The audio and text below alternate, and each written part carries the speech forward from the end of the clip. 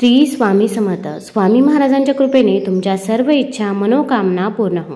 मराठी दिनदर्शिकेनुसार ज्येष्ठ महिन्याच्या पौर्णिमेला वटपौर्णिमा सण साजरा केला जातो. वटपौर्णिमेला हिंदू धर्मात अधिक महत्त्वाचे स्थान आहे. यावर्षी हा सण 21 जून रोजी साजरा केला जाईल. या दिवशी विवाहित महिला आपल्या पतीच्या दीर्घायुष्यासाठी आणि अखंड सौभाग्यासाठी उपवास करतात. तसेच वडाच्या झाडाची पूजा देखील करतात. पौराणिक कथेनुसार देवी सावित्रीने पतीचे प्राण वाचवण्यासाठी कठोर तपश्चर्या केली. देवी सावित्रीच्या पवित्रता आणि पतिव्रता पाहून प्रसन्न होऊन यमराजाने वटवृक्षाखालीच पती सत्यवानाचे प्राण परत केले. यासोबतच वडाच्या झाडाची पूजा करणाऱ्या विवाहित महिलेचा पती अकाली मरणार नाही, तो दीर्घायुष्य जगेल असे वरदान त्यांनी दिले. वडाच्या झाडामध्ये ब्रह्मा, विष्णू, महेश यांचा देखील वास असतो. त्यामुळे आपण वटपौर्णिमेच्या दिवशी वडाच्या झाडाची पूजा जरूर करावी. पण आपण ही पूजा करत असताना काही गोष्टींची काळजी घेणे देखील अत्यंत गरजेचं आहे. भरपूर वेळा आपल्याला काही गोष्टी या माहीत नसतात आणि आपल्याकडून चुका या होऊन जातात. मग आपण म्हणतो मी पूजा केली, सेवा केली, तरी पण मला त्याचे फळ हे का नाही मिळाले, त्याचे दुष्परिणामच मला का भोगावे लागले. तर कोणत्या चुका करू नये याबद्दलची सर्व माहिती आपण आज या व्हिडिओमधून जाणून घेणार आहोत. तत्पूर्वी तुम्ही चॅनलवरती नवीन असाल तर चॅनलला लाईक करा आणि सबस्क्राईब देखील करा. कमेंटमध्ये श्री स्वामी समर्थ किंवा ओम महालक्ष्मी नमः लिहायला विसरू नका. आता वटपौर्णिमेच्या दिवशी आपण नवीनच साडी परिधान केली पाहिजे का? तर असे काहीही नाही. तुम्ही अगदी तुमची वापरलेली साडी देखील परत वटपौर्णिमेच्या दिवशी परिधान करू शकता. फक्त एका गोष्टीची काळजी घ्यायची आहे की आपण मासिक धर्मामध्ये वापरलेली किंवा सूतक असेल त्या काळामध्ये वापरलेली साडी आपण वटपौर्णिमेच्या दिवशी परिधान करायची नाही. तसेच वटपौर्णिमेच्या दिवशी कोणत्या साड्या परिधान कराव्या याबद्दलचा देखील व्हिडिओ आपल्या चॅनलवरती आहे, तो देखील तुम्ही बघू शकता. वटपौर्णिमेच्या दिवशी वडाच्या झाडाला आपण चुकूनही इजा करू नये. वडाच्या झाडाचं आपण या दिवशी पान तोडायचं नाही. तसेच वडाच्या झाडाच्या कोणत्याही फांदीला इजा आपल्याकडून होऊ नये याची काळजी घ्यायची आहे. भरपूर वेळा महिलांना ऑफिसला जावं लागते किंवा कामासाठी बाहेर जावं लागते. मग अशा महिला वटवृक्षाच्या फांदीची पूजा करतात. पण वटवृक्षाच्या फांदीची पूजा करणे म्हणजे साफ चुकीचं आहे. आपण वटवृक्षाच्या जर फांदीची पूजा केली तर ती पूजा आपली सफल ठरत नाही. आणि वटपौर्णिमेच्या दिवशी आपण वडाच्या झाडाची फांदी देखील तोडू नये, तसेच पान देखील तोडू नये. त्यामुळे अगदी तुम्हाला घरी पूजा करायची असेल तर तुम्ही वडाच्या झाडाच्या फोटोची पूजा करू शकता किंवा एखादे नवीन वडाचे झाड घरी आणून त्याची पूजा केली तरी पण चालेल. या दिवशी वडाचे झाड घरी आणणे याला देखील खूप महत्त्व आहे आणि ते देखील खूप शुभ मानले जाते. त्यामुळे तुम्ही वडाचे झाड देखील घरी आणू शकता. पूजा झाल्यानंतर ते झाड तुम्ही एखाद्या जागी लावू देखील शकता. मग अगदी तुमच्या इथे जागा नसेल तर तुम्ही शेतामध्ये लावू शकता किंवा एखाद्या पडक्या जागी जरी तुम्ही हे वडाचं झाड लावलं तरी पण चालेल. तरी पण त्याचं पुण्यफळ हे आपल्याला नक्कीच प्राप्त होईल. तुम्हाला ब्रह्मा, विष्णू, महेश यांचा आशीर्वाद हा मिळेल. तसेच आता गर्भवती स्त्रियांना देखील वडाच्या झाडाची पूजा करायची असते. पण गर्भवती स्त्रियांनी वडाच्या झाडाला प्रदक्षिणा घालू नये. तुम्ही उपवास व्रत करू शकता पण आपल्याला प्रदक्षिणा घालायच्या नाही. आता भरपूर महिला वटपौर्णिमेच्या दिवशी काही 12 वाजता उपवास सोडतात तर काही वडाचे पूजन झाल्यानंतर उपवास सोडतात.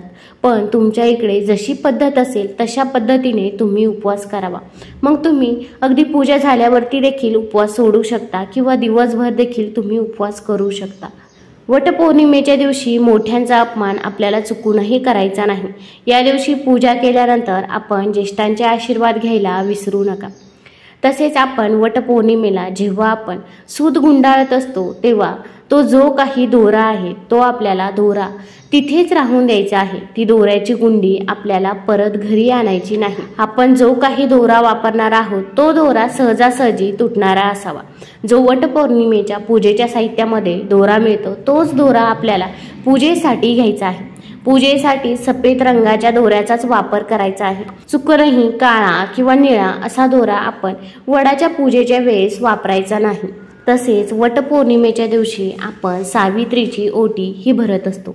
तर सावित्रीची ओटी भरताना आपण तिथे जे काही ओटीचं सामान ठेवणार आहोत ते सामान तसंच वाया जाणार नाही याची काळजी घ्यायची आहे.